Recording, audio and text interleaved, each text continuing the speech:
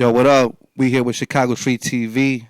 Demo Ramirez, Southside Chicago, Beetle Studios, Svnto Pecvdo. What's good?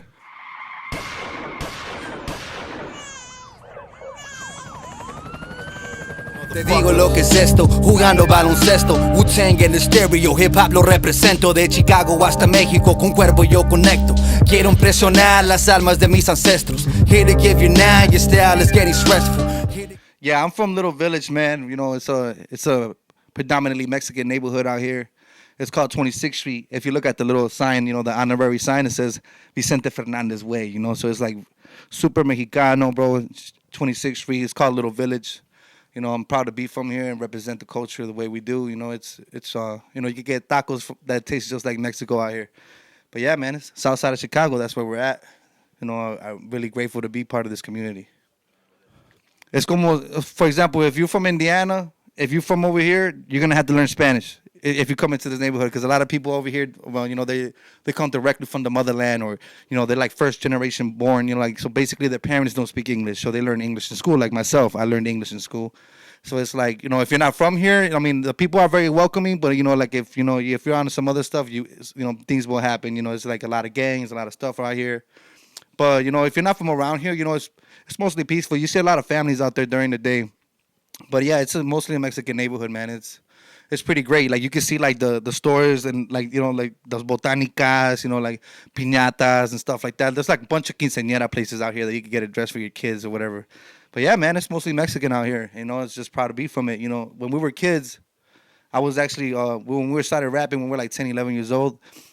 There wasn't a lot of Mexicans out there, you know, rapping that were good. You know, of course, you know, you had Pecador, you had Six Jacket, you know, you had Cypress Hill, Be Real, you know, you had the classic ones, Kid Frost, you know, everybody else. But you know, like, I remember we were kids, bro. We were like, man, we're gonna rap so dope that one day people are gonna recognize that there's rappers from Little Village that could contribute to hip hop. So you know, that's basically the dream, you know. So hopefully, you know, one day the mission will be accomplished.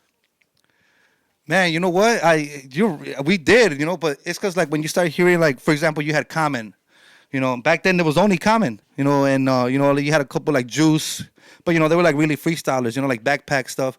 You know, it was like nothing that you could really hear songs to. It was just like hip hop, you know. Common was soulful and all that, but it was like black love, black pride, you know. And so like I would love Common's music, because he was very intelligent with his words, and you know, inspiring, and give you an insight to Cottage Grove, to where he's from. And then I was like, man, like, why is it only just Common? And you start looking around, and there was not really that much industry. You know, it was mostly the house music scene, you know, like the electronic music stuff. You know, hip hop in terms of like here, there was a lot of culture. You could go to Sub T, or you could go to a lot of places. Like, you know, Shy Rock Nation was like a collective of MCs. They were freestyle at the place called the Terror Dome or whatever, and then on the east side. But you know, like I've also heard of Juan Zarate, Quinto Sol when I was a kid, you know, and all that stuff. And he was the only other one that was rapping in Spanish from here when I was a kid.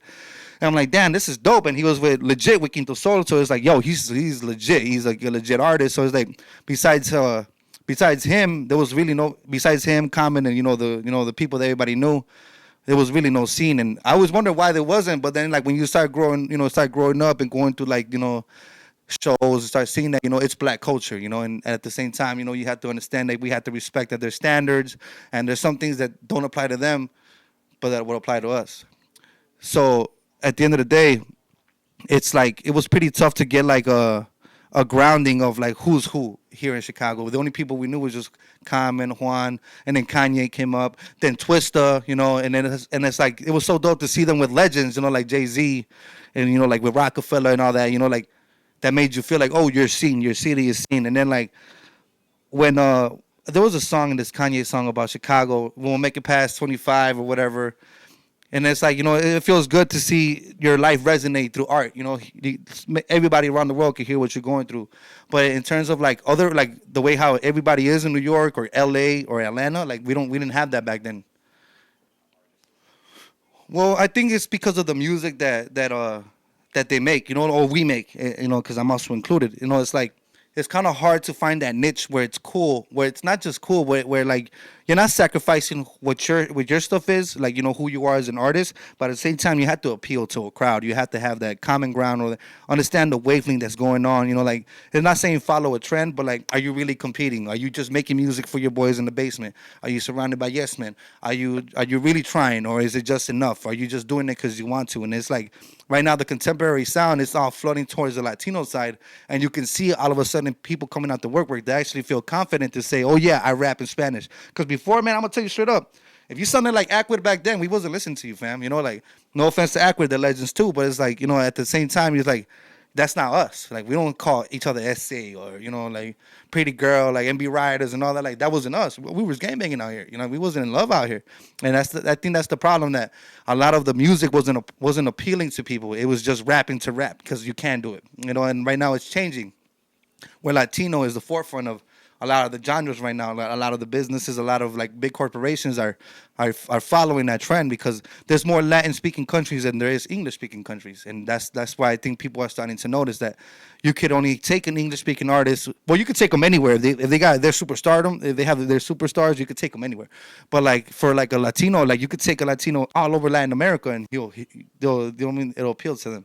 But I just think it's just the sound and the way they make the music and what they're writing. Either most of the people do art to inspire themselves or like to express themselves. But once you become a professional, once you become considered in a type of of a level, you have to continue elevating that level to a point where you're competing, but at the same time, it sounds cool. Like like ese mi raza, like that was cool, bro, in 1991, but that's not cool in 2022. Like this is a different world. Man, my name was first Demo, bro, because we used to do graffiti, and that was my first graffiti name in fourth grade. And there was this chocolate bar that's called Demolition, and we were eating, and then I was eating like my mom owned the corner store, so we just grabbed mad candy, and like I used to tag since I was a little boy. So one day we was eating it, and then I think that there was like just like the four words said Demo, like, oh, that's a dope name. And then we looked into it, and it was like, oh shit, it means for the people in Greek. I'm like, oh damn, I love that. So that's what I ran with. And then like the more that I started making music around the crew, like I was always just like the recorder, engineer, stuff like that. I didn't really care about rapping or being heard. And then like when people stopped rapping in my group, it was called Flatline Vendetta. I was the only rapper left in there. So I realized that people couldn't find me. I couldn't I couldn't tell promoters, oh, look me up, because then it would be nothing. It would just say Demo, just a plain word. And then when I was getting my distribution agreements going, I was told like, yo, there's a European DJ that's called Demo. So I was like, damn, really? And then I try to, add an H, whatever. And then out of nowhere, I just threw my last name on there, and they said, you're the only artist with that name. I'm like, perfect. And then just stuck with it. And then after that, it's just like, people are like, oh, because Kendrick Lamar came with his name. Like, I had no idea that that's not even his real name, like it's Kendrick Duckworth, it's like, so, but like, I realized that, what, let me be more real. If I'm going to be rapping for my people, let me throw my name in there. That's, that understands, that puts me in the catalog. Oh, he's a Hispanic artist, like Demo Ramirez. So, thankfully, it's stuck and it's going really well ever since I changed my name about 4 or 5 years ago. What made me want to start rapping is like I was with my homies from school. My homie Check, he was like writing stuff in grammar school or whatever. Like we had the school dances. He'll show a little piece of paper. Like we're like in fifth, fourth grade. Look at this, a rap. Damn, and like damn, I'm looking at like damn, this is dope. And then we were just kids, and his older brothers was putting us on to hip hop at that time. We were like 11, 12 years old, and like I loved it so much, I wanted to be a part of it. Like I just wanted to contribute to it because I love what was being said in these songs, and it was resonating with my pain, with what I went through. Like damn, like this is real dope. So we slowly started writing raps or whatever, and then we started recording, which I was the worst one. I had no rhythm, I had no beat, I didn't even know what I was doing, patterns. I was just I was just doing it because I wanted to. And then like when you start growing and have to start putting your talent out there to the world and perform it, you start getting criticism, you start being told things, and it was heartbreaking at first, but like I never cared what anybody said. I just wanted to contribute to hip hop, and I just kept going, kept learning, and kept being humble about it. Like like sometimes my own crew members were like, we would drop a group album, and they'll be like, man, bro, we gotta take you off this, we gotta take you off that. Hey, bro, it's not that good, So at the end of the day, I just wanted to contribute to it, and that led to this growth. I think the fact that more people told me that I sucked kept me going to prove them wrong. So like this is where we're at now. Like, tell me I suck now. What's up? Man, yeah, it was 2008, I believe. Yeah. It was 2008. I was 17. We were in high school, and he was just dropping the Serpientes y Pirámides, on his Quinto Sol run. He already dropped Háganse Pa' Acá, a couple songs and stuff. So then we went to one of his shows. We were just fans, and then he's like, one of my boy's brother Milo, older cat. He's like, yo, I know him from high school. So we went to his show and he introduced us and he sat down with us and talked whatever. Mad love, mad humble. And then we took our album to his shop. Well, yeah, he sells albums or whatever. He got a little boutique or whatever, and and he heard it, and and after that it was all cool. Then I kept running into him at shows, then at studios, and then that's when it started getting more personal. Like, yo, what's up, bro? How you doing? This and that. And I was always a big fan of him. And I knew his lyrics before I knew him, so it was pretty dope. And then I started becoming his engineer because at Beetle Studios, my engineer started being less available. He had some family things going through, so he taught me how to record. And then one day he's like, "Hey, yo, I got a client that you can record." I'm like, "Who?" Juan Zarate. Holy what? I couldn't believe it. So yeah, he would come in, and he would show up with Grave from Aguascalientes, and I would just be quiet, bro. I didn't say a word. I was just happy to be there, And he would only take like 5 minutes for a verse, like incredibly fast, incredibly efficient. And then he started asking me, "Hey, bro, you got any new music?" I'm like, "Yes, sir." And then that's how that's dope. And then he would give me advice like, "Yo, stop doing this. This is really good. Focus on that." And throughout the years, that's how we developed that camaraderie. We would run into each other at shows. We would be booked separately, like, "Yo, what up, dog? What are you doing?" Going to the studio. "All right, let me roll with you." And that's how it became. And then we eventually became like family and stuff, which I'm really grateful for. Like I learned a lot from that brother and a lot of other brothers around me. And it's just, the fact that I was able to listen and not take it as a diss and just like learn, hey yo, this is hip hop. Either you're gonna take the hits or you're just gonna just roll over and just stop. So meeting him was a turning point in my career. Like I was able to listen to him when I was recording him and listening to the ways that he would cut words that, like some things that you learn when you start seeing other people work in front of you, and I used that to my benefit. Well, it's a funny story, man, because, Juan was battling in Mexico, actually all over the country and in Mexico, on the Spanish Battle League. And, at that time, Spanish battle rap was coming up. And, he was flexing. Of course, it's different when you're an English rapper or an English speaking person that knows hip hop to a person that doesn't even speak English. You have better ideas of what to say. So he was really killing it. There was this other rapper from here. His name is Grave, rest in peace, my brother on my shirt. They were going to do a grupo together. They were going to call their albums Tenemos Barras, algo así. And my boy Grave had, he had cancer, and like he would be on and off, so he couldn't really be there to record the album or to record the project.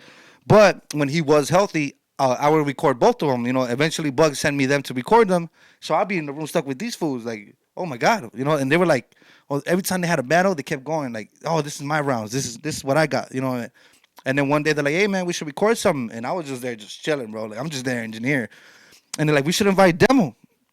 Juan is like, we should invite Demo, bro. And then Grave was like, yeah, bro, yeah, I think he's ready. And then like, for what? Like we should start a group, us three. What, man, bro? That's great. I literally went to the bathroom and I'm like, what the fuck is happening? I couldn't believe that they were asking me that. I was really like, wow, like I can't believe that they consider me amongst their, the equal or whatever. So then we did a song. It was actually the first song we dropped, Asuntos Ilegales.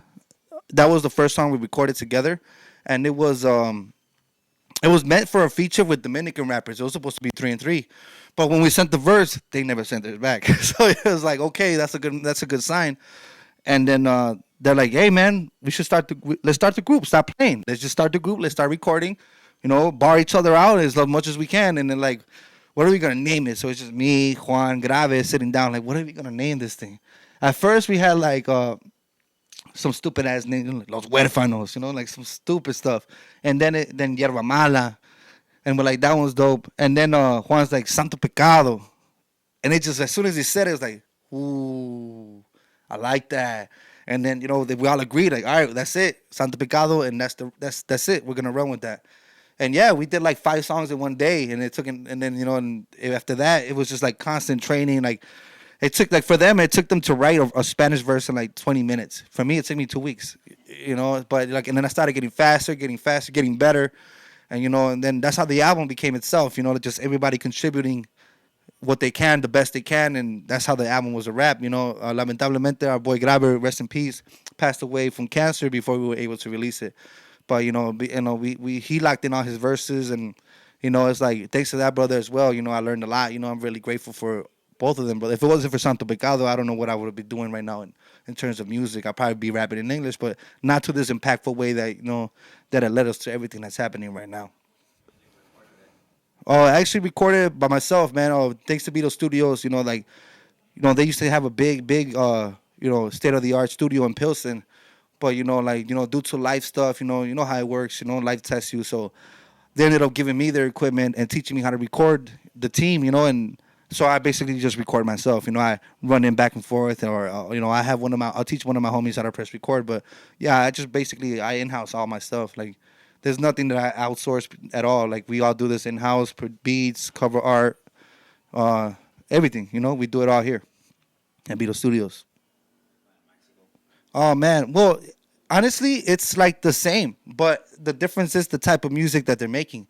Like Mexico right now, they also have their trap artists, they have the reggaeton artists, they have all of that. But it seems like the people resonate more with the hip hop, like that's like the golden era stuff, and that's what's giving us a big rise, a big support from that fan base. Like when we look at our stats, like Chicago's not even in the top 20 cities that listen to us, and it's mostly that in America, and then most of our bookings are also in Mexico or the West Coast. But honestly, it's really just the same. It's just that we have a niche for that. Like people, people in Mexico, like they look at the U.S. like a fantasy land. Like they think that we went into Conway or Kanye. Like, oh, eres de Chicago, carnal? Sí. ¿Has visto el Kanye? Like, bro, that's not how it works. Like, they think like we're like amongst rubbing shoulders with them, but it's not really like that. It's like, I'm grateful. We are all grateful for the way the fans receive us in Mexico, and shout out to them. We love Mexico City, but I think it's basically the same. It's just really like the effort that you're giving to your music, bro. You have to understand that it's not for everybody, but it's for somebody, and those somebodies, that as long as you inspire them or make them feel a way, they'll always follow you. And it's like when we're out there, like we're not in our green room, like no, like we're from the hood too. We're out there with the fans. We're out there drinking. I'm buying 40s for everybody that's shaking my hand. Like it's a good feeling, to be amongst the people and not, and not feel like you feel like you're their equal, and they see it too, and they'll never forget you for that. Like I've literally taken shirts off my back because somebody wants to buy it, and it's the last shirt I have. I'm like, here, take this one. And then I've never thought that we would have that type of influence, but we do, and we're running with it, and we're still representing Chicago. But yeah, just to reiterate the question, bro, it's basically the same thing, man. It's just different type of like soundscape, like art, like the golden era hip hop, like the bars hip hop is really big over there, and the trap music is dope too. Everybody has their scene over there, not like over here in Chicago where it's mostly the trap scene that's hidden. Over here it's like it's the wave, so it's like it's whatever gets the party going. It's a different type of environment, but you have to. It's not up to the place that you're at to to cater to you. You have to cater to the people. So it's mostly on the artists and what they want to get from this to make them feel successful or accomplished. But yeah, bro, it's basically the same, man. You just got to find the people for you. Like the people that like your music. Then that's pretty much it. Oh man, bro, we're from so my mom is from Jalisco, and my dad's from Guanajuato, but we all live in Mexico City. Well, that's where my family is. Like when they came here in the '80s, like they literally chose to live here because there was a taqueria like 2 blocks down. Like at Totonico, they love that spot, so they're like, oh, we're gonna stay here. There's people that speak Spanish here, and I'm a firstborn generation, Mexicano American, so basically I was made in Mexico, but I was born here. I don't know if you get that concept, So, but yeah, man, like I'm Mexicano, 100%. Oh man, bro, man, before Vicente Fernandez died, he was like number one. I was like, damn it, se me fue el viejo. And then like when I went to Guadalajara, I went to his statue. I was like, We was almost there, but whatever, but yeah, I wanted to work with Chente before, but it sounds impossible, but I just wanted, for my family, for the culture, but like in terms of hip hop, man, I would like to work with Sick Jackin. I would like to work with, what's that fool's name? Crime Apple, Griselda. Oh man, I would like to have a chance at Kendrick, but that's way too up. But like in terms of like people locally, people we could touch, man. Like in the Mexican scene, I would like to work with like Sipo, with like Eptos Uno, and like south of the border. Well, like DJ Muggs has a lot of good artists that spit in Spanish. He has a lot of catalog. I would like to tap in with people that are like expanding the sound, like Bodega Bam. So there's a lot of New York cats out there that are killing it too. It's just like I have like ideas for like people that I want to mess with, and I'm saving them for the moment that I meet them. It's gonna happen. You just gotta be patient, and hopefully our destinies cross. Yeah, man. So right now I'm working on a solo project, bro. I have it's Spanish and English. I'm calling it Broken English, and because like I'm looking at I'm at the people that support me and the people that I'm representing, and I have to combine them both. Because I have fans that like my Spanish stuff, and I have English people that have been supporting me forever. So I'm finding a niche where I can mix it where it's understandable to both, like Spanglish. So I call it Broken English. So pretty much it's open to that category of, for los pochos, how they call it, like, how they say that we're the mixed breed or whatever. But yeah, man, I got that project coming out, and we're also working on Svnto Pecvdo too. I got another English project that's all, it's coming on the way. Like this whole, we got a whole campaign coming. You're gonna see us drop like every other month. So hopefully you guys enjoy it and be on the lookout for what we got coming out. Yeah. So you could look in your girl's phone and look up El Sancho del Año or whatever. Nah, but real talk, my name's you can find me as Demo Ramirez, as Demo, and Ramirez as it's spelled, on Instagram, on Facebook, on Spotify, Apple Music. Just Google Demo Ramirez and it should pop up. And I appreciate everybody that listens and follows us from all over the world. It's a blessing to be able to represent the culture and your people, and and it's a dream, man. It's like it's sacred to one, so we have to express that sacredness to everybody else. Yeah, I grew up with the killers always hunting por la noche. Esquivarse la primera, pero balas dan rebote. I'll hit you off the bounce, bitch. We missed your ass on purpose. The stick is like a milpa tip, it's popping like elotes.